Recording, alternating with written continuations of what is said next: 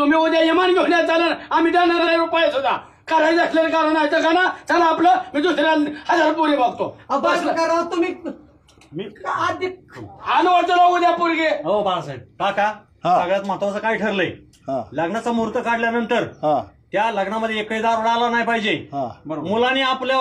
पार्टीतले कोण दारोडे आणले नाहीत पाहिजेत मुलीकडल्यांनी आपापले दारोडे सांभाळायचे नाही नाही असं नव्हतं ठरलं सुभाषराव ठरलं होतं असं नव्हतं ठरलं 10 रुपयाचं काय कारण नाही म्हणजे असं नसतं सुभाषराव म्हणजे काय दारोडे मला म्हणणं नाही बघू आम्ही दुसरे पोरगे त्याला काय जावं मग मला काय इतक्या वेळ मी का बसलोय